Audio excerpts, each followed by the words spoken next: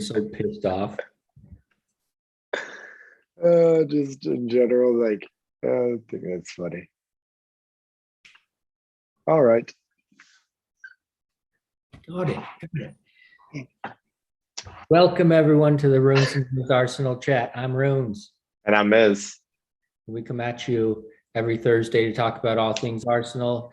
And it's a great fucking week to be talking about Arsenal. I've been telling people every single day for years now that we're title contenders. We're going to win the league.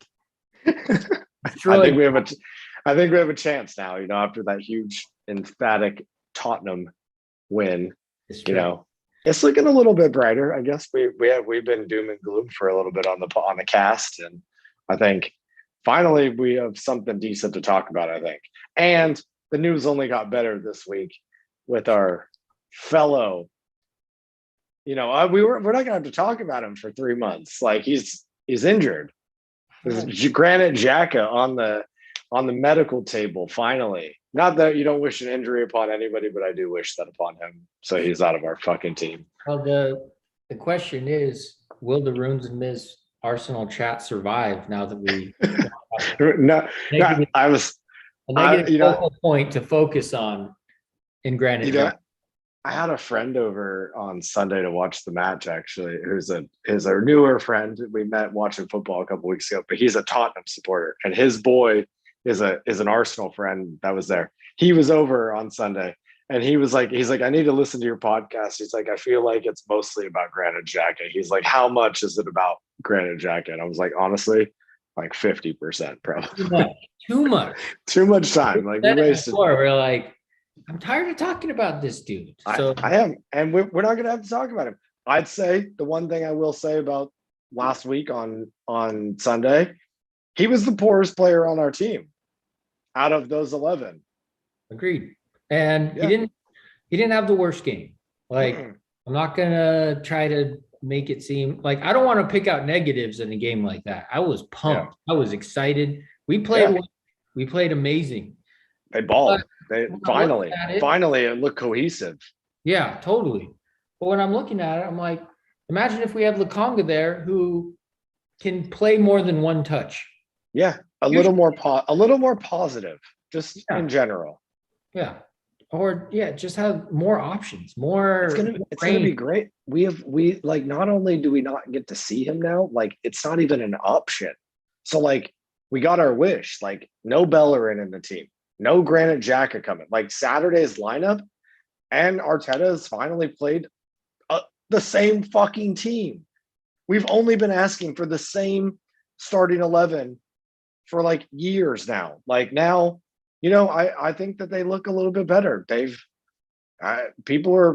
Pundits even are saying like they could be top 4. I mean, like I don't know that we're that good yet. I think that we're gonna put up some fight now. Yeah. I think like at least we could see somewhat if they play the way that they did against Tottenham, we're gonna give teams problems. Totally. And like you said, starting 11. Now there's some context to this supposed rebuild. Not a wishy-washy where 1 minute we're doing maybe a little bit better, and the next minute you're thinking. I mean, relegation was on the table only a couple weeks ago. It's easy to forget, but and you look at the team. When I saw the starting lineup against City, I was like, what's going on? Like it what? Looked like a 5-0 loss just from the very start. Totally. I'm looking at this, and I look at our back 4 now with Gabriel, White, Tomiyasu, and Tierney, and Ramsdale, who's stepped up big time. And all of a sudden, I'm like, dude, that shape looks good. Yeah, Tomiyasu's good. Ben White showed what he can do the other day with his long ball over the top, and just composed ball play. Yeah, Gabriel's like the rock back there. That's like a big fucking dude. Dude. Yeah, I mean and Ramsdale is just. I mean we were doubters. We were both like. I didn't know anything about him. All I knew is that he was on teams that got relegated. And they were talking about big money for him, and I just didn't understand it. I thought Matt Ryan was fine and he was on a free. It didn't make sense to me, but yeah. He I mean, took they his life obviously saw. opportunity by the horns. I think they obviously saw something in him that maybe just wasn't people just didn't see really. Maybe I don't know. I mean, there's times where you'd be like, oh, I don't see that connection being made and how they played before. But dude looks like he is relishing in this moment to like be the number one. And he swooped number one spot from Leno hard.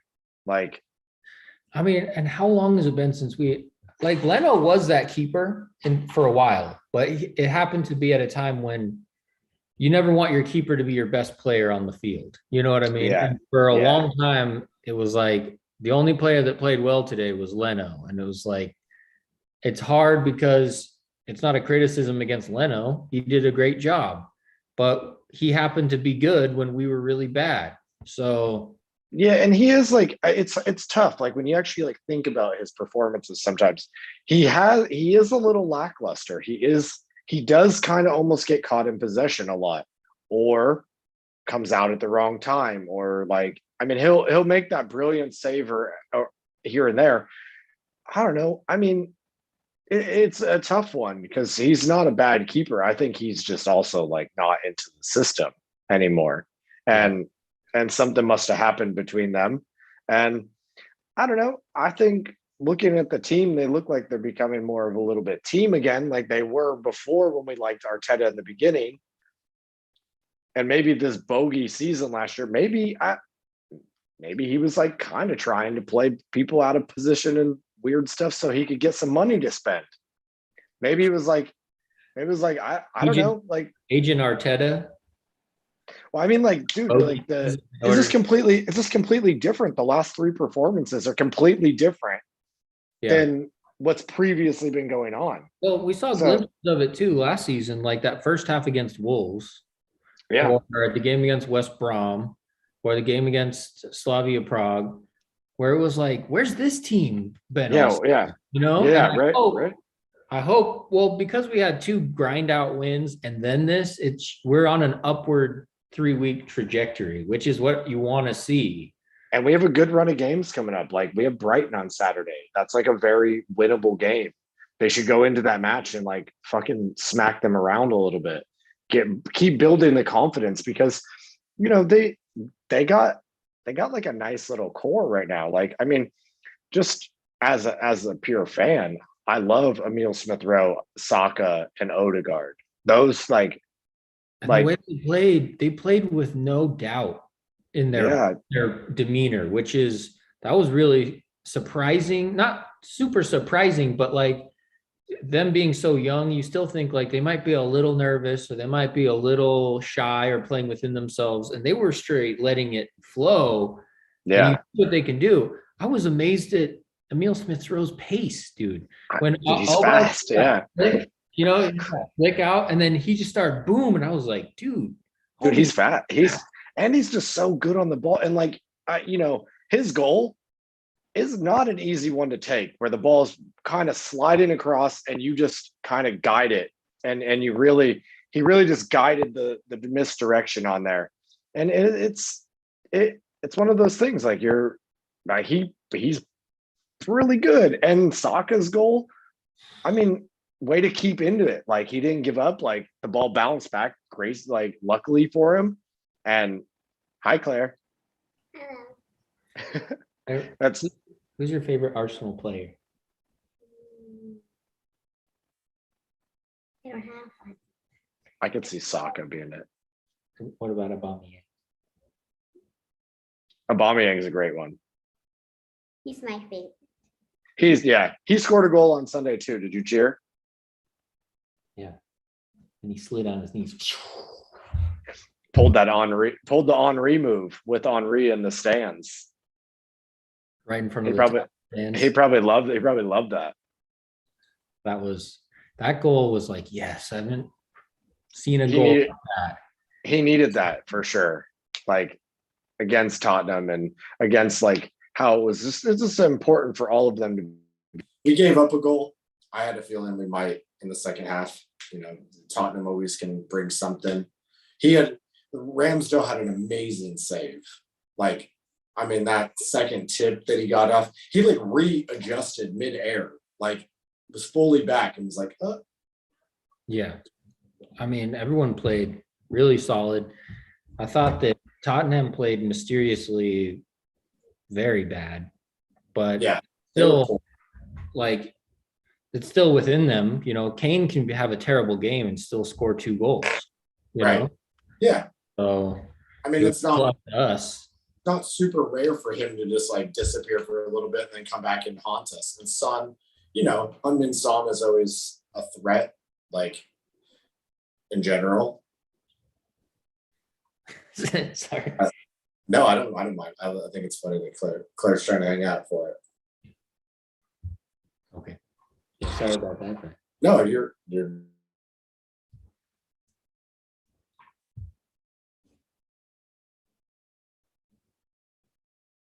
I can't hear you. Yeah, but better now. Yeah. Yeah. Okay. Came back. My wanted to turn off. No, I mean we have a lot of positives. Like we didn't get to do the Cats last week and talk about the game previously, but we grinded out a couple results. And now we built on. That's not a bad Tottenham team that we beat the other day. Like, yeah, they're kind of stagnant in what's going on. Still the same dudes though. And you got Nuno Sanchez there, who's a great manager. And They beat Man City this season. Like, yeah. that's the team. Played Man City the whole game and bossed them up and beat them 1-0. Like, Yeah. So I think that put the league on notice that we're not the crap side that we were looking like in the beginning, but also it's 2 different teams literally in terms of lineup. Yeah. That are playing right now. So Totally. I mean, yeah, you can't compare the Arsenal that lost to City 5-0 to the team that beat Tottenham 3-1 because those were completely different lineups, completely different like systems out there. I mean, Partey looks like he's enjoying life right now. And I mean, just all of them. I'd say the only one that I noticed on Sunday is Granit Xhaka. And he still did start the one move on his what anyone could have done, which was just lay the ball out wide. Just kind of like he just like does those like dinks, like the ball bounces up and he just pokes it and it like, yeah, that worked. But I want a player who maybe if the ball's at his feet, he could maybe do something more than just like kick it away to his closest and hopefully that starts a goal. I have a question that like maybe we don't have to continue to talk about him in general, like as he's going to be out for at least 3 months, which probably is like 4 months in Arsenal time because they always put these timelines on. Yeah. And you got to eat back in, and then you got which is great. I'm not mad about it. He's definitely going to lose his spot over that period, like to Lukonga. Way better. So my question to you is, I look up, like I go to Twitter, I type in Xhaka, see a lot of people like tweeting about him. There are a lot of people out there that are like, either one, they say, if you don't understand what Granit Xhaka brings to the team, you don't understand football. And to that lot, I don't know what the fuck you're talking about. And to the rest of them that are like saying we're going to suffer, what are they watching? Or do we not understand soccer? Like, because I don't know what they're talking about. I mean, a defensive midfielder for the layperson who just started watching soccer, they do not notice a defensive midfielder. You know, like everyone used to say, Makelele was the reason why the Galacticos were good. And, you know, if you just started watching soccer, you'd be like, what are you talking about? It's because of Beckham, Ronaldo, and Zidane. You know what I mean? And same thing with Conte. Or, you know, I mean, Conte is a brilliant example. When I watch Conte, I know exactly what he's doing. Yeah. He's great at poking the ball away from offensive midfielders of the other team. He gets stuck in, breaks up the other team, and then when he gets it, you have a sense that he's going to make a sharp, decisive pass to start the offense. He doesn't try to be the offensive point guard. Yeah. Yeah. But he will make Totally. that quick pass, or if he sees that Werner or whomever is on for a breakaway, he has the confidence to slot it through with a weighted pass to get to who it needs to go to. That position is kind of like quarterback in a lot of ways. Like if you get the ball there and you look up, you got multiple ways that you should be able to go from that position in the team. I don't ever see Granit Xhaka pick up the ball, turn out and look and play a through ball or over the top to make that move. Name one time where he has played a ball on the ground behind the lines that someone ran onto in a breakaway that resulted in a one-on-one, not even a goal, I will even say. Yeah, just even opened up the defense. Just opened them up. Like, yeah, it doesn't happen. They're trying to dribble forward. They take a bad touch. He gets stuck in, wins the ball, and just takes a touch and slots it in behind. But as you see Fernandinho do, or as you see Kevin De Bruyne do, or as you see Casemiro do, and I mean, I understand defensive midfield positions. I see, for a while I was like, why is Casemiro always playing at Real Madrid? And then I look and I'm like, well, he does a lot. He doesn't lose the ball. He scores headers. He gets there. He gets in good positions. And I will watch Xhaka because it's almost like it's like all I can focus on sometimes, or I'm kind of looking. Same. I'm always like watching what he's doing, his movement in general. You go out on a leg and hate on someone, and you almost want to feel like I better not be wrong. And I also want to know, like, I don't have anything personally against him, so I'm watching, and the dude, he's like a FIFA non-playable character. Like the ball will be running, and he's like, "Oh, this is out of my zone," and he just like turns around, runs back, and stops in space. And he's like looking. The ball's like going like. He almost like he hides out there. He's definitely hiding on the field at all times. And when he's not hiding is when we notice what he's actually doing, which is a lot of the time either committing a foul, getting yellow carded, sent off, or like the other day, he got involved where he got hurt. He kind of was in a terrible position, and the dude like fell onto his leg and ruptured his knee ligament. Like, just poor positioning in general. How many fluky things happen with Xhaka? Always. And it's because on the pace, you're not quite paying attention. You're a little bit late. You're in the wrong place at the wrong time, like this. Like, Partey tackles Mora falls, and he just ends up cutting down the tree. Well, like, what do you do? I know. What's he doing there? Like, he had his back to what was going on. Exactly. Why did he know the guy was falling? Yeah, Luka's thrown in the air. He comes flying down without even seeing anything and chops down Xhaka's leg. And Xhaka's just like non-playable character, like, oh, I was facing the wall, Like, that's the thing. That's my question is, like, when people say stuff like, if you don't understand what Xhaka brings to the game, you don't understand football. And I just don't know what they're talking about, because you and I have both watched a ton of football in the years. I'd say that, like, soccer is now getting popular in the US and in the recent years, right? But we've been watching this for 20 plus years and paying attention year after year and investing time and learning how the game not just is played from how we played it, but how professionals play it and what to look for. And I don't see it. I don't see anything that anybody is talking about or when it comes to Granit Xhaka. I don't understand it. And also the proof is and maybe we'll see, all we can do is see now that he's definitely gone for a while, but he left. He was out for the past couple weeks. We went from being 0-3 with him to 4-0 without him. Like we won 2 league games and two cup games. He wasn't playing. 3 games he's playing in the league were 0-3. That right there, does that not tell you anything? You know what I mean? Right. And it's so frustrating though. Like he wasn't in the team. He got red carded. got sent off with a straight red. And as soon as his ban is done, he jumps right back into the team.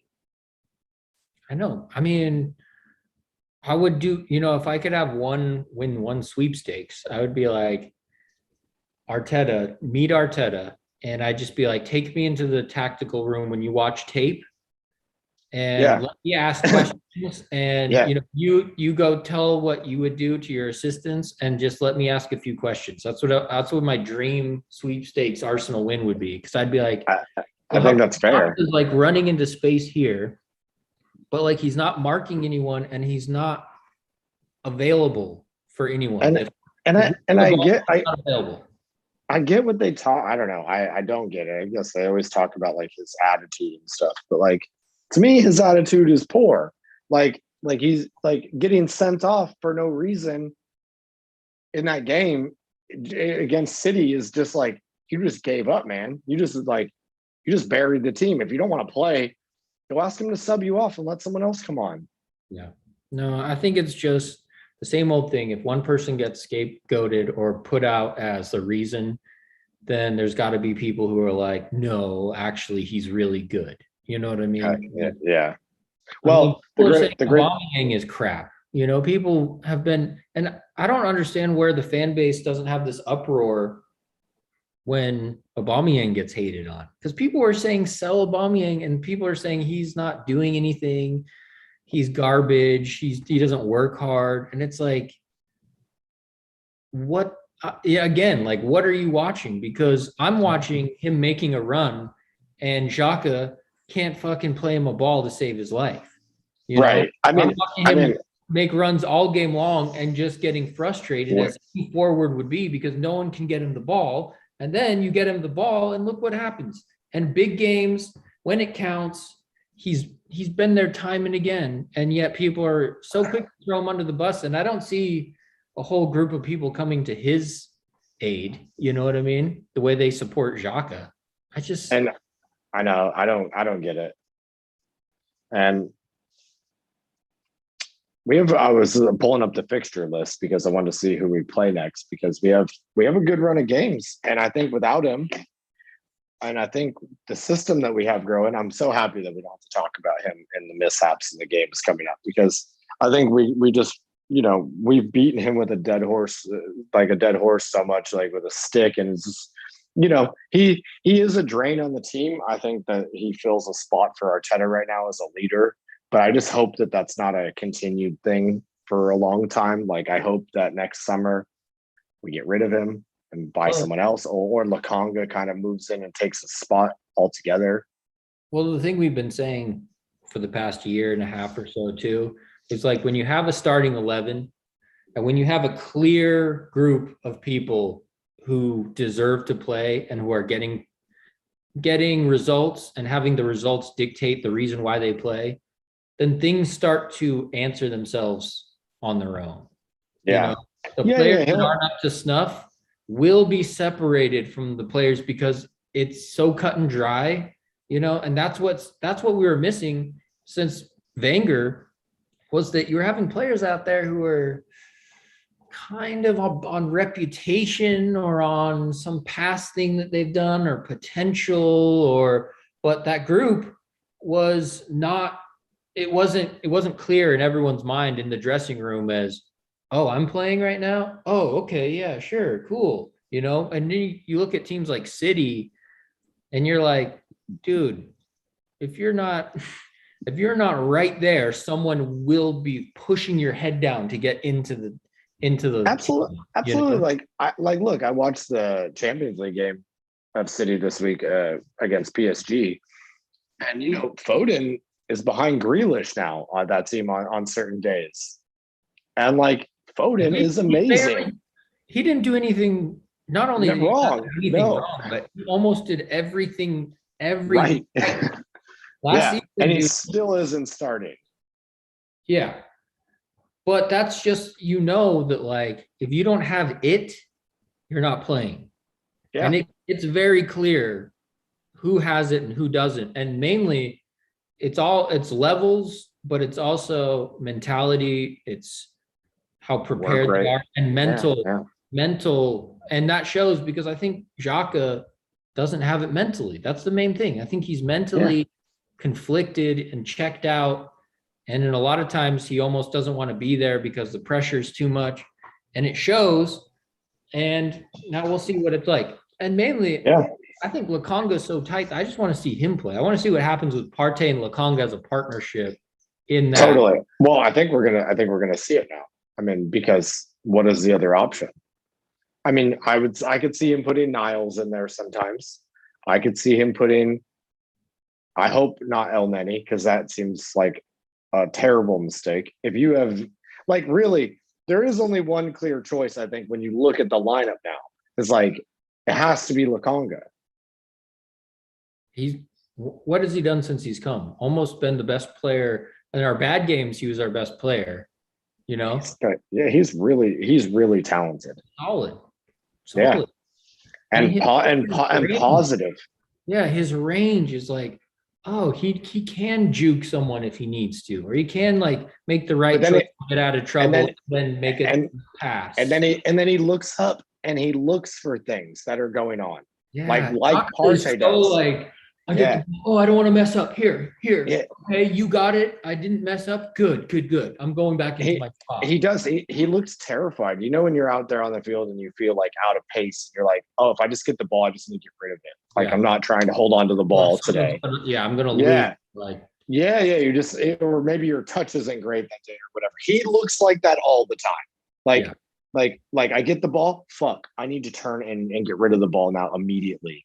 Oh, I should pass it back into danger, or I give the ball away. It just, his footballing brain is not there. And people say like, oh, you don't know anything about soccer, blah, blah, blah. It's like, I know the way he feels because I've been that person in the midfield who feels like a fish out of water, who feels like, fuck, my touch is really slippery today. And every time I get the ball, I feel like I'm already being just fucking closed on. Yeah. So I just want to be like, here, you pass to me, like I'll pass you right back to you, and just kind of like, whoa. It's a level thing. You're right on that. Like, I mean, his level is not there, and we've been saying that for a long time. Like, he's off pace. He is not a net. Like, doesn't have enough depth for this. The Premier League. Like, he could go to Italy. Like, he would be fine there. He'd be fine in other places that are a little slower in that role. And I think it shows because last game against Spurs, so you see what happens when some players have bad games. Aubameyang, people have been very quick to say that Aubameyang's had many bad games. You know, there's been games where Smith Rowe can't really get involved, or Saka, his touch isn't perfect, you know? But then when they have a good game, this is what happens. It's clear. It is clear what happens when Smith Rowe has a good game. He gets a goal and assist in the North London Derby. When Odegaard plays well, he's getting assists, goals. He's running the midfield. He's getting possession. When Saka has a good game, he scores. He gets assists. Aubameyang gets assists and dope-ass goals. You know what I mean? Like, there's no question about the difference between a good game and a bad game for those. And I'll piggyback on that with you, because like what we saw on Spurs the other day is essentially how Arsenal is supposed to play and how we are used to them playing in the past. This beautiful orchestra happening of just moving the ball around, finding space, and dialing it in. We scored literally almost 3 of the same goal of just opening them up, sliding the ball across, and just really dismantling them as a team. That always is going to work if you pass the ball around in the right way. Like, in the right time. You can't take an extra touch. You know what I mean? It's got to be moving. It's got to be cohesive. It's got to be, victory through harmony, if you will. That's like what they're supposed to do and how we've set up as a club. And we finally look like we have a little bit of it back. I think that this team, what we can see is that this team can stay fit, and we use the depth in there because we have quite a few players now too. You're like, when Nicola Pepe and Martinelli and those guys are on the bench and Locke are on the bench, and we don't even need them. And to come in. Like, I mean, And we I felt bad. got some talent on the sideline now too. It's true. It's true. You said it, because I felt bad that I wanted Pepe to experience some of that, or Martinelli to have a good run. But, or I mean, Lacazette can't even get on the field. You know what I mean? And he scored in a Yeah. bunch of North London derbies. But the good thing is, like, so we have basically a player in almost every position who can come in, who isn't a scrub anymore. You know, it used to be like, oh shit, dude, if Tierney's Yeah. out, then we got to put Cedric on the right and Bellerin, or Then we got Cedric on the Tavares. left Like and Bellerin. I mean, Tavares. Tavares is sick. He's hella He's a sick. defender. So if one of those defenders gets hurt, most likely Tierney, Tavares can fill in. Yeah. Then we have Ainsley Maitland-Niles, who I just trust him a little bit more. I'd rather have him in there than Xhaka or El Sideways, you know, Yeah, because he's a little totally. bit more like just fluent on the ball. You know, he can And a dribble little the more, ball a little cleanly. more attacking too. Like he has an attack-minded brain. So like he doesn't just look to hold back. Like I think Xhaka and El Neni have no concept of like, let's go score. Let's go like do that. They literally were raised and been like, we just need to pass the ball sideways or backwards. Just They don't link up two Yeah. players, but that doesn't do anything. No. You give it to someone, you're like, I'm already shut down. All I can do is give it back. Okay, swing it around back. Then people just do a low block and they're just basically sitting there like, okay, pass it around the back. And then as soon as you come forward, we're just going to stop you. Yeah. No, it's true. It's like I'm happy to see our team taking shape in a different way right now. I think it looks positive. I think we have some young players that are developing. I mean, it's only a matter of time till Emile Smith-Rowe gets called up to England. I think like we got what they called Saka and Ramsdale up, because after this week we're on another international break. So, you know, I watched an interview with Ramsdale the other day and how he kind of swooped the Leno spot. And he said that he was talking to David Seaman on interview and was basically like, when everybody else has gone on international break, I just stayed and worked with the team, and a lot of the players haven't left. So they've just been working and training a lot more. And he just has showcased that he's like an actual good goalkeeper. And I mean, his attitude is out of control. And it makes Like, such a difference too. It does. He looks like, it's hard to explain because you can't always pinpoint like what someone's attitude is doing, like in general, but his positivity and how he's approaching the games is very transparent on like seeing like, oh, that dude, like he really like wants to play, really wants to be involved, and is going to like, you know, he's going to stay after and work harder than anybody else because he wants it more. Yeah. And you're the first player that basically starts the motion forward as a goalie, you know. Yeah. So your attitude affects everyone. And Leno's attitude was flat.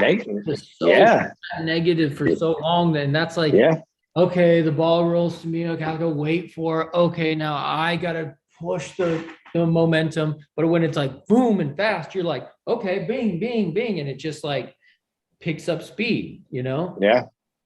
I think the other positive sign, this has nothing to do with the footballing part, but the actual pan to the stands for a few minutes there, that they left it on Henry and Daniel Ek, and they left the camera there. Like I even think that the people filming want Kroenke to sell. Like NBC is like, can you please leave Arsenal because you're doing damage? And they're like, Henry is a pundit on Sky. He talked about it after. I mean, they're like, we're here to stay. We're not going anywhere. We're just going to put pressure on him. I think that it's great. If they should just put pressure on them all the time. Seriously. And continually do that. Eventually, the fans will be like, dude, get out of here. Because, I mean, we can't be too mad about what we have. They spent some money right now. We're doing a little bit better. But at the same time, they've dismantled everything we've been doing for a really long time and changed the vibe.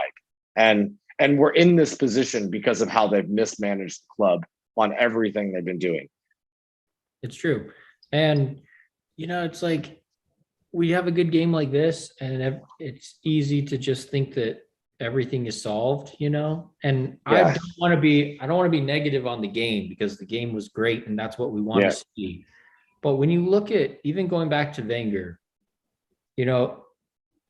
we've had games like this. We have games like this every season where we actually do what we're supposed to do. The lineup is right. The players play well. We get the result against the big team. But the question is, why don't we do that when it counts? And why don't we do that enough? And that's right. a lot down to the fact that the people running it at the top are just complete ignoramuses. They have no interest and no knowledge about how to actually run a football club. Yeah. So the only reason why we're doing this is because there's something special about Arsenal, because you've seen other teams that have bad owners and they fucking go down and they never come up. You know what I mean?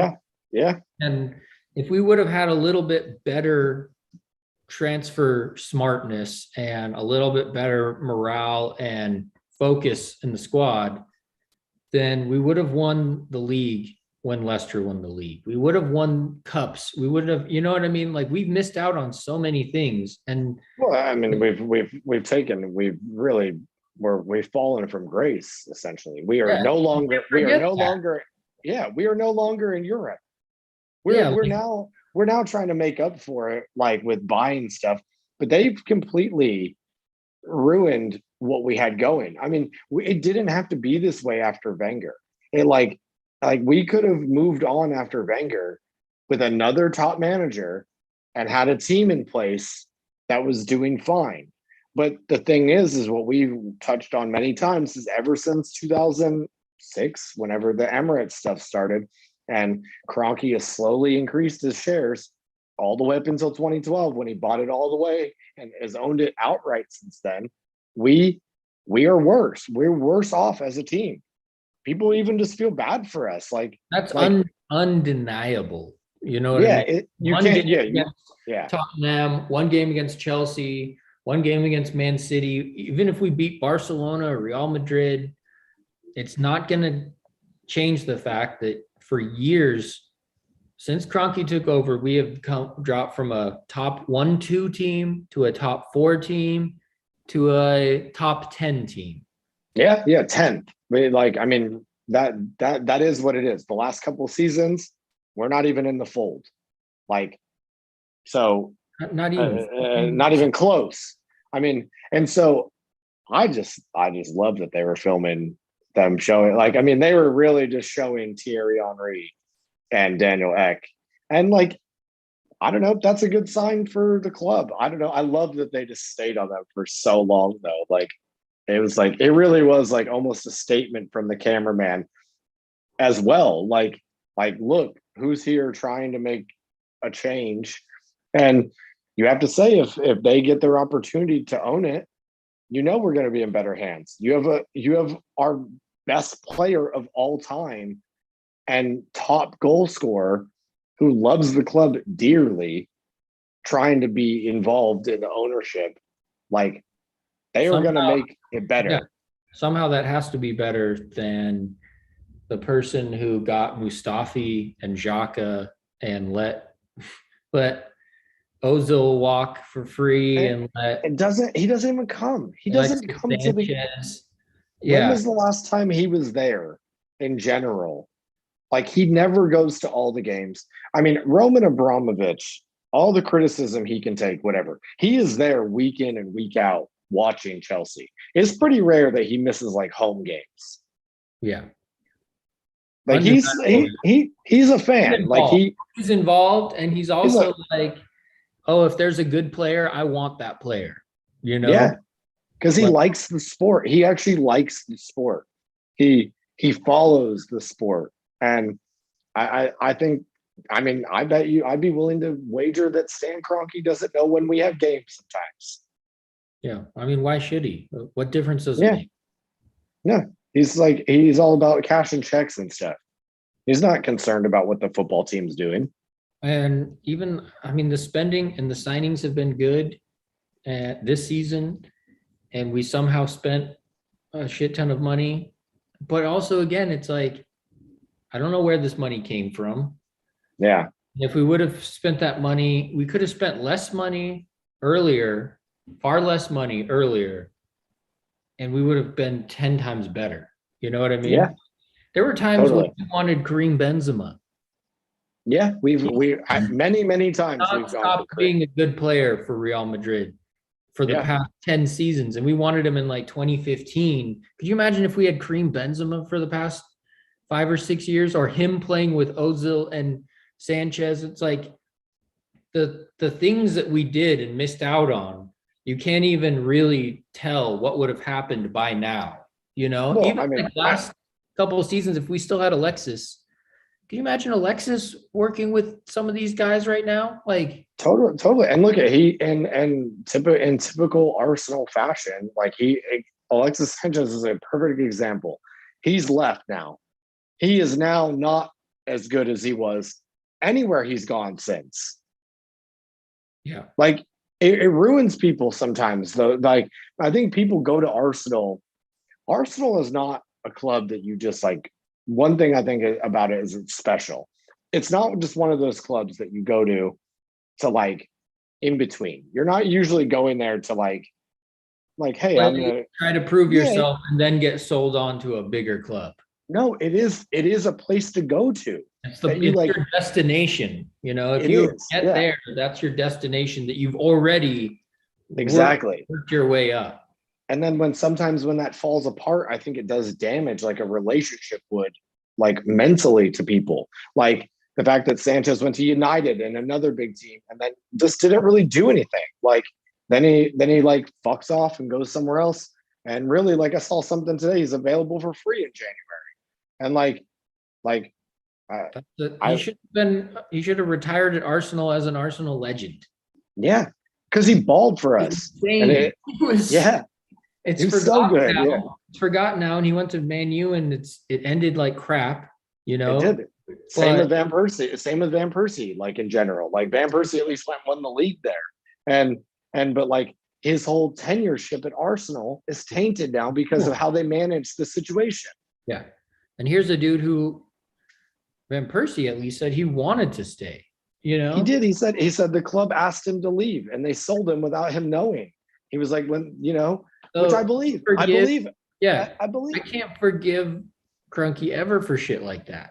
You know, no, they've done some terrible business, and it's really hurt us. And I'm hoping that this Daniel Ek thing keeps to take shape. I mean, they looked pretty comfy in the box the other day.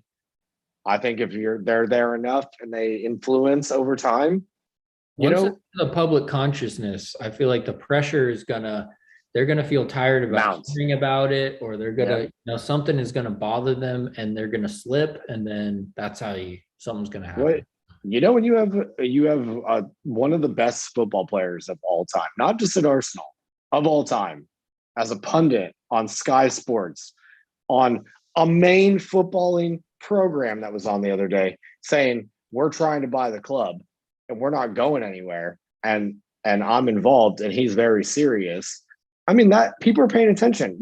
I guarantee most Arsenal fans that live in the UK saw that bit. Definitely. And so that's going to take shape. I don't know too many people who would choose to keep things status quo instead of having Henri backed. Right. Totally. And that they're going to invest money in the club. That if they get their chance, there's going to be some spending going on. I mean, Daniel Ek is not probably putting out the $2 billion on his own. He probably has some financial backing from other people, but they're going to have money and they're going to be able to like do stuff. So I'm hoping that kind of takes shape over this year. I don't think it's going to be a quick thing. I don't think we're going to have a new owner during this season, maybe not even next season. But I think that this could gain some steam over time, and I hope that it changes. And in the meantime, the starting 11, Lokonga for Xhaka, I want to see what that team can do. Yeah, and we'll probably win some games and lose some games, and but at least that lineup I can look at and say, that makes sense. Yeah. Those They're are not gonna win. They're not gonna win every game, but like at least that team. When you're like, yeah. Okay, this team I'll put up against any other team in the world, and Right. come what may. But I feel like if that team can't do it, then our team can't do it. You know what I Certainly. mean? But then when you see other lineups that Arteta has thrown out there, you're like, well, just throw in the fucking towel, because no one is afraid of these guys, and these guys don't want to be there, and they're finally it looks like he's making better decisions. Maybe it's just because he has the personnel now, or that's what he wanted. I think that this team is better. Like, we agreed. I will not be mad if he fields that team right now that played on Sunday, minus Xhaka with Lakanga. And if we lose a game here and there, even if we lose to Brighton on Saturday, with that team, I still think that that's the team that we should have moving forward. Yeah. And the thing is, I don't think we will lose with that team. That team shouldn't lose. I can confidently say that team shouldn't lose to Brighton. No, they shouldn't. In Chambers and Kolasinac and Cedric and Xhaka and Elneny, and then we're in trouble. I can't say that team should beat Brighton, because I look at it and I'm like, actually, Brighton is a better team than us.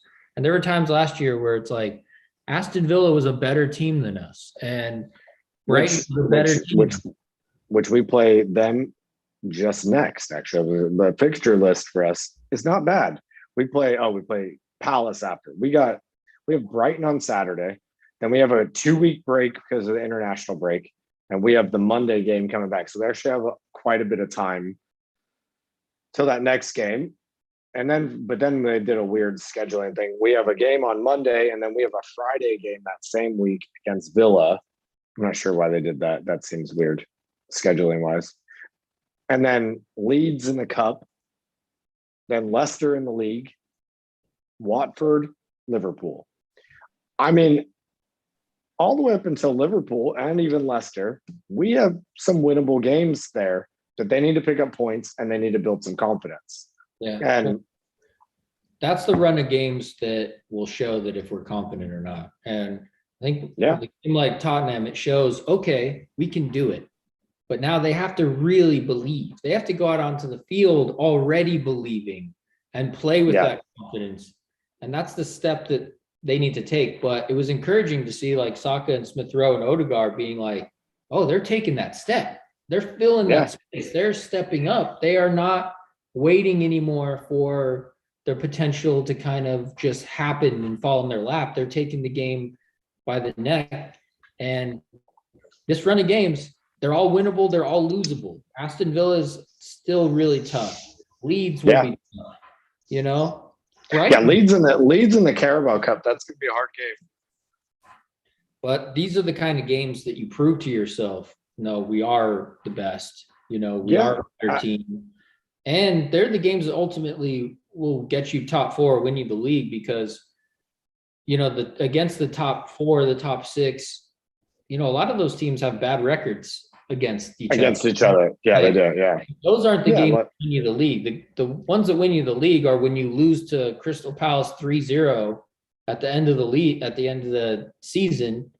That's what keeps you out of Europe. Oh yeah, that's like very standard. I mean, like what we typically lose to City almost every time we play them now, like in the last 10 years.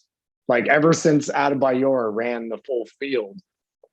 I'd say like that from that point on, we really haven't beaten City very many times.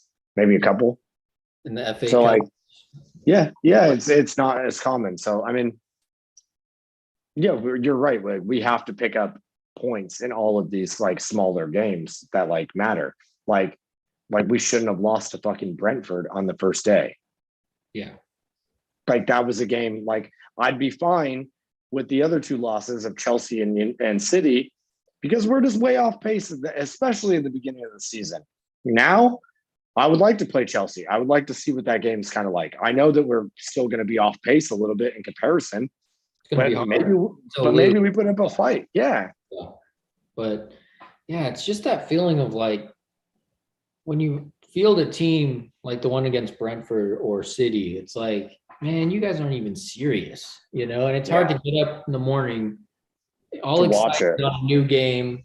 Like, oh, what's going to happen? Other teams have Ronaldo scoring and this and that, and everyone's having fun and stuff. And you're like, okay, what's going to happen for us? And then you see that team and you're like, dude. Yeah, are I you know serious, it's so annoying when we end up with a team like that, like where you're like, come on, really? And thank God we have certain things change now. Like, I mean, Bellerin is a huge one. I think that Bellerin was super detrimental to the team a lot of the time when he was in the game. Like, I mean, it's a complete class difference now with Tomiyasu. Totally. Strength difference, dude. Yeah, dude, he's good. He's good. He's really good. It like that dude is jacked. He does not skip leg day, just like Tierney. They love leg day. And I like the reports coming out of the club, like right now in general. Like I read something that Tomiyasu was like really nervous before his debut, and Odegaard like helped him calm down, and like they're like friends. I don't know. There just seems to be a bunch of friendship going on there, and I think that that's important for the team. Totally. You hope that they'll hang. You hope that they'll hang out and like that they're all like buddies, and that's like where you want your pro team to be. Is like they do things together, and even Arteta. Like I mean, Arteta had that feel in the beginning. I think he kind of lost that last year. I think he kind of lost the dressing room. And there was the two camps, the Willian, and then there was the Mole who was releasing information to the press. And like, but maybe they got it back a little bit now. Maybe he's like kind of reeled that in. I don't know. I still am going to love this All or Nothing that comes out after the season. I can't wait to watch what's going on. But at least right now, there's a little bit better of a feel-good factor, and there's like some positive energy around the team. Yeah. I'm trying to go. Like I told you the other day, I'm trying to go to the game around New Year's Day. Yeah, so I can't wait to see what the vibe is like in there. Like, I mean, that would be a tough game to get tickets to in general. It's going to be City on New Year's Day. Oh shit! So I'm willing to spend money on it because we're going to be over there. But like, I just want to see what the vibe is like in there, like for real. Well, I mean, look at the run of games up to Liverpool in the next few months. Yeah, that could be a vastly different story. I mean, it could go one way or another. We could be facing them like, oh, this is going to be bad, or we could be facing them, and if we get through that period with a lot of points, we could be like, dude, fuck City. Who are they? Yeah. I mean, they're not as good right now as they were. They lost to PSG like kind of handedly the other day.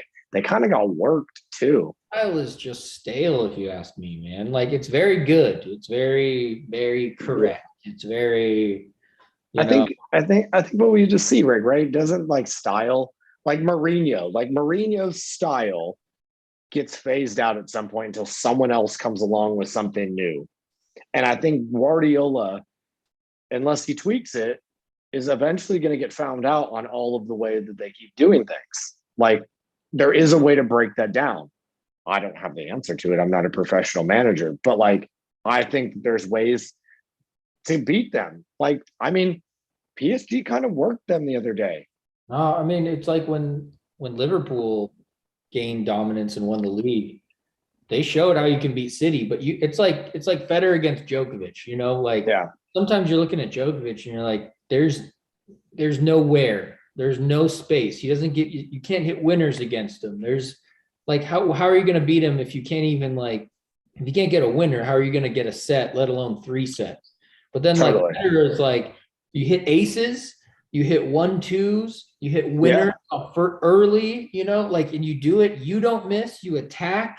And that's what Liverpool was doing to City. They came out flying and were like, we're just going to and rip shots and rip upper 90s. And like, yes, it's super hard. You have to basically play the perfect game with the perfect team, but like, you can do it.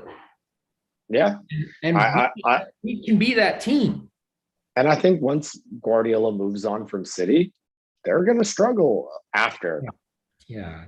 Which he already said he's going to do. Like, yeah, he's going to leave. I mean, he's already partly over it. For him, football is all just like theoretical. It's him playing FIFA in real life.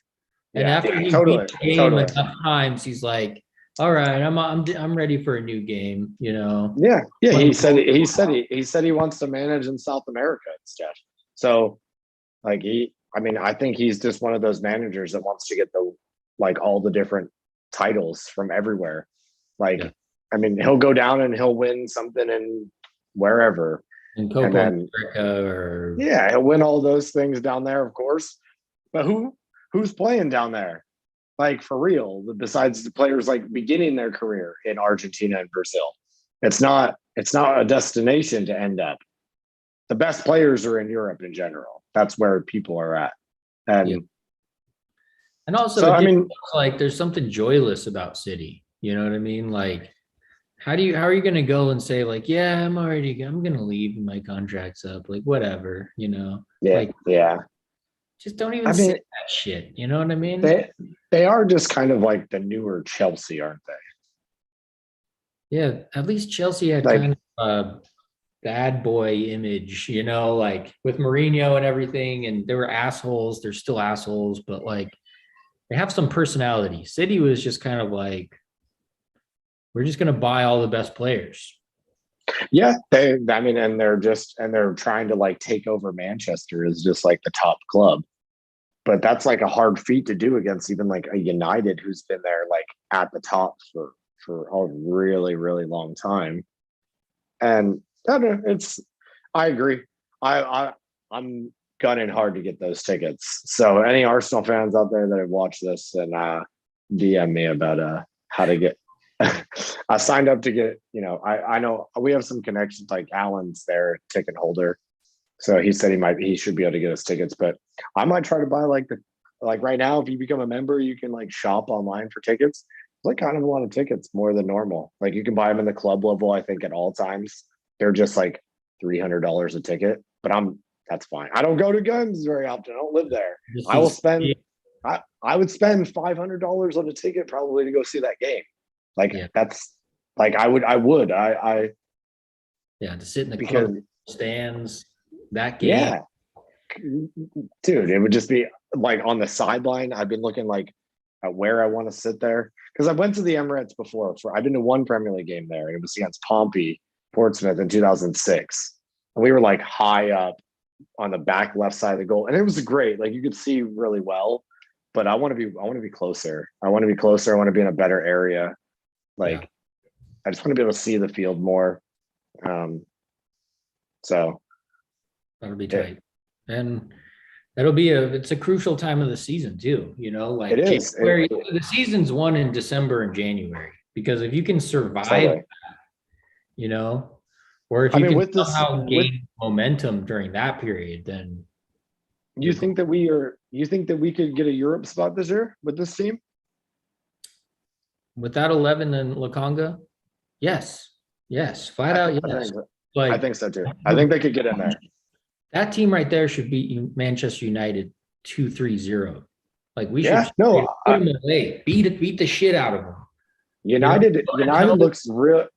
looks kind of all over the place. They've had some decent performances, but they do not look like they have it figured out right now. And Ole is getting some pressure. And I could see Ole getting sacked. How many times can Ronaldo save their ass? You know? Right. And Ronaldo is going to have some say on manager stuff.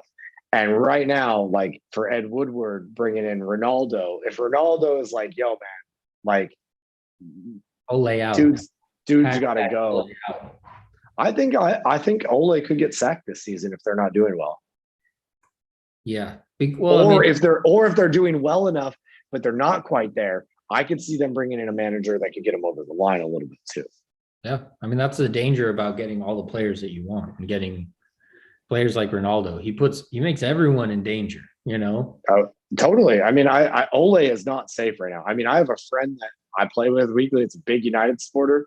The other day we were talking about it, he was like, yeah, I could see him getting sacked like soon. He's getting a lot of pressure. There's a lot of talk about it.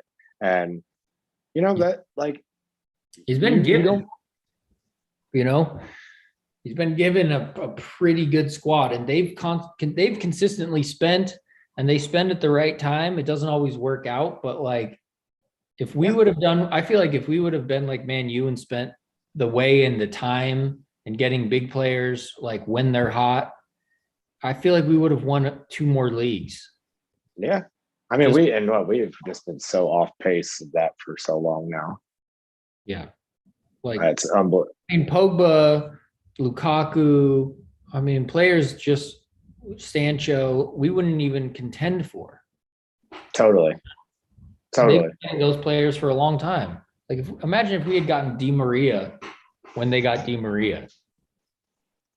You know what I mean? That could have, he Yeah. would have been sick on Arsenal. I mean, they have Cavani, they got Ronaldo, they have Pogba, Sancho, Lingard, and they got Vanderbilt. Sure. Yeah, they got like talent there. They got a lot of top players. So Hernandez. yeah, dude, Fernandez is sick. Bruno's yeah. Skied that penalty. So so what do you think? What do you think for Saturday then? We got Brighton, 9:30 a.m. on the Pacific West Coast of the United States. I want to be super optimistic and say a solid 3-0. That's what I was thinking. I think I could see us like kind of dogging them a lot. Like they're not great right now. They are struggling a little bit more than they have in previous years. And they lost their center back. You know, we swooped their center back. After a Tottenham win, you're gonna go. They're gonna go out there firing. Yeah, like they've been kind of a bogey team the past couple of seasons, but we got rid of that long-haired bitch. Oh my God. Yeah, he used to get that game, dude. He like lost his cool. That was his end. That was his end at Arsenal. I think whatever. That's right. Yeah. Because he got a red card, and then Arteta was probably like, "Hey, dude, you shouldn't have done that." And he was probably like, "Fuck you." Yeah. And then he's like, "Okay, you're never playing again." You know. I'm gonna say 3-0 as well. I think it's gonna be a good game. I think that, are we at home again? I can't remember what it was. We are at their stadium. We're at the Amex. But last year we did pretty well away, even like we were playing well away from home. Granted, there was no fans out, but now we got fans. I don't know. I think it helps a little bit. I think what I've heard is the Emirates has been buzzing. The vibe has been good in there. So maybe people are just like stoked to be back watching football. It looked good. It looked like it did, reminded me of Highbury, like seeing flags the white waving crowd. and Yeah, Arsenal crowds look a certain way that look really cool. And a while it was just like the crowd was so flat. And we have one of the sickest stadiums in Europe in general. That stadium is so cool. Like it's really, really nice. It's like a glass, steel, and like it is a classy looking place. So we got to put it to use. We do. We got to keep it rocking. So I'm looking forward to watching games now. I was a bit nervous to watch the Tottenham game actually. I still think we're not quite out of the woods of like it could go either way, but I'm more. At least we have something to look forward to now, though. Like at least that team is something I can get behind. Yeah. Like I feel better turning on that game and being like, hey, well, we have Partey, Makonga, Odegaard, Saka, Smith Rowe, and all the rest of them, honestly. All of them are decent football players. Pepe off the bench, or Laka off the bench, or Martinelli off the bench. You know, like you just feel that there's a little bit more now, a little bit more bite to it. For sure. So I'm pumped. I know that we'll talk about it more, and we'll come back next week and recap what's happening. And I think with our club, we got a lot of news. We're in the news a lot lately. So for all the right reasons for now. Can change on a dime. I'll enjoy this period right now. I mean, I would love if the ownership switches. I will literally celebrate that. That is like going to be something that we really need as a fan base. Like I feel like we've been taken hostage, and we don't even like. It's annoying because I like to buy stuff for Arsenal. Like I don't mind spending money on them. Like truly, like I will support them even from afar. But like it's really hard to want to give your team the money with that kind of crook in place. Yeah. It makes you feel like you've been cheated. Totally. I feel bamboozled all these years. And it's really even more frustrating. This year's kits are just beautiful. And they're like, uh, you're like, Yeah, you're like, and I like, I wear it to play, and I don't want to just buy generic stuff. Like, I don't like wearing like the cheap, like yeah. knockoff Adidas shorts. Like, I just don't, I need new gear still. I'm still, it's, and then like stuff like this, I don't know. I want to be able to like wear our gear proudly, and and we have cool stuff. Like, we actually have like nice things now. For sure. So, Not well, Saturday, I'm sure we'll text about it, and we'll be back next week. So, yeah, it's a big game, but yeah, like you said, excited with this. Okay, I want to see what happens now. yeah, same. I hope he starts Lakonga. That's like, I really, dude, that dude is just, he is the bright shining light, I think, in all of those signings. He is like the one that I don't think is given enough yet on the credit that's due, but that dude's going to be amazing. Yeah. And the good thing too is if these players really catch and get established, then they're all young. Ramsdale is young. Yeah, like Lakonga 3 is years, like 3 years from now, if they're all like firing and they add a couple top other names, like say we have, once Aubameyang leaves and they got to buy another top forward, dude, then you actually have something. Then you have a team that might win the league for a couple years straight, or win. That's the step that we would need to make. But with this ownership, have 0% confidence that we would be able to make that extra step that we need to get to be challenging for a title. Hopefully that changes. I'm going to put that good energy out there. I want them out. Yeah. My fantasy team name is Cronky Out FC, and I'm sticking to it. Like, I hate them. For sure. And with this squad, new ownership, the return of Arsenal could be a real thing. I'm hopeful. I'm hopeful. For sure. All right, mate. Well, we'll be back next week. Thanks for joining us today. And we'll see you.